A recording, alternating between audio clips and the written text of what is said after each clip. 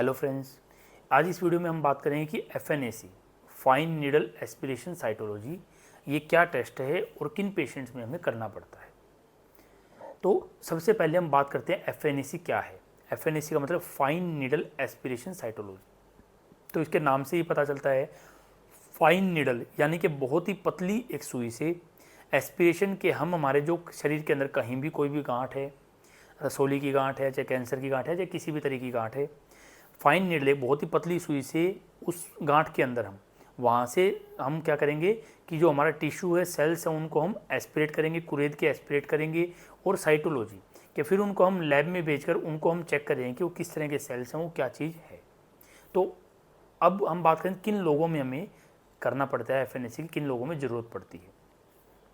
तो ऐसे पेशेंट जिनको कहीं भी रसोली की गांठ हो जाती है, खास करके स्किन में, सॉफ्ट टिश्यू में, या फिर कहीं भी अंदर के जो हमारे ऑर्गन्स हैं जैसे लीवर, किडनी, या और भी कहीं भी हमारे शरीर के अंदर जो छोटी छोटी हमारी जो लिम्फ नोड्स होती हैं, गांठें होती हैं, गर्दन की बहुत बार जो गांठें होती हैं वहाँ से हम बहुत कॉमनली एस्पिरेशन करते हैं, या फिर जो हमारा थायराइड ग्लैंड है वहाँ से भी बहुत कॉमनली हम एफएनएसी करते रहते हैं। जब हमारी बॉडी के कहीं भी किसी भी ऑर्गन के अंदर किसी भी हिस्से में कहीं भी कोई हमें गांठ में दिख रही है, महसूस हो रही है, या फिर हमने कहीं भी किसी भी कारण से कोई भी अल्ट्रासाउंड, सीटी स्कैन, एमआरआई हुआ और हमें वहाँ पर कोई गांठ पाई गई,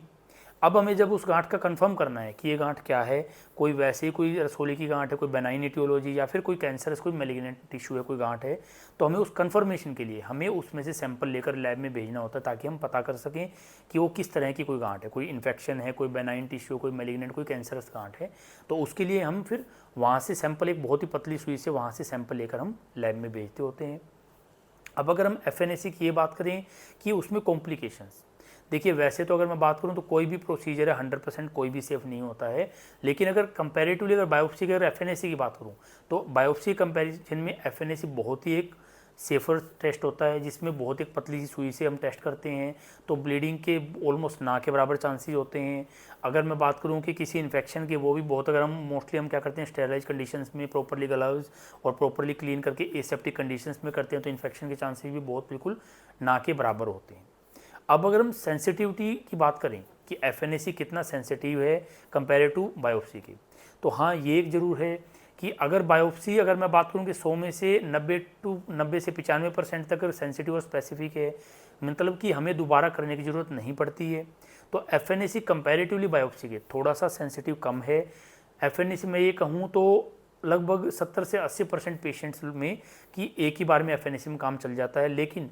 20 से 30% लोगों में हमने ये भी पाया गया है कि बहुत बार कि जब हम एफएनएसी का सैंपल लेते हैं तो कई बार वो इनएडिक्वेट होता है, या फिर कि जब हम सैंपल ले रहे हैं तो उसके अंदर कुछ ब्लड का टिश्यू ज़्यादा, ब्लड सैंपल ज़्यादा आ जाता है, जिसकी वजह से हम उस वो टिश्यू हेमरेजिक हो जाता है, तो हमें प्रॉपरली सेल्स नहीं दिख पाते हैं और हम एक प्रॉपर डायग्नोसिस नहीं बना पाते हैं कि ये प्रॉपरली एग्जैक्टली क्या चीज़ है, और उन कंडीशंस में हमें कई बार दोबारा एफएनएसी करने की भी ज़रूरत पड़ जाती है। अगर आपको कभी भी एफएनएसी की नीड पड़ती है और अगर आप किसी प्रॉपर इंटरवेंशन रेडियोलॉजी से अल्ट्रासाउंड गाइडेड, अगर अल्ट्रासाउंड की मदद से विजन के थ्रू अगर हम एफएनएसी करते हैं, तो उसी एफएनएसी के चांसेस कंपैरेटिवली विदाउट गाइडेड के, अगर हम बिना देखे अगर करते हैं उसके कंपैरिजन में अगर हम गाइडेड एफएनएसी करते हैं तो चांसेस हैं वो सेंसिटिविटी अप टू 90 to 95% तक बढ़ जाती है, क्योंकि हम उसमें अल्ट्रासाउंड की मदद से देखते हुए जहाँ पे भी जो सेल लेना है, जो भी गांठ है, वहाँ से हम प्रॉपरली टिश्यू लेते हैं, ताकि कि हमारी जो सेंसिटिविटी है वो बढ़ जाए और हमारे जो रिकरेंस है दोबारा करने के चांसेस हैं वो कम हो जाए। बाकी अगर फिर भी अगर आपको कोई भी क्वेरीज हैं या कोई भी अगर आपको क्वेश्चंस हैं तो आप हमारे डिस्क्रिप्शन नीचे दिए गए नंबर्स पे आप हमसे कांटेक्ट कर सकते हैं, और अगर कोई भी और वीडियोस हमारी इन टॉपिक से रिलेटेड कोई और वीडियोस देखनी है तो नीचे डिस्क्रिप्शन बॉक्स में हमारे लिंक दिया गया है, वहाँ से आप हमारी और वीडियोज़ को देख भी सकते हैं।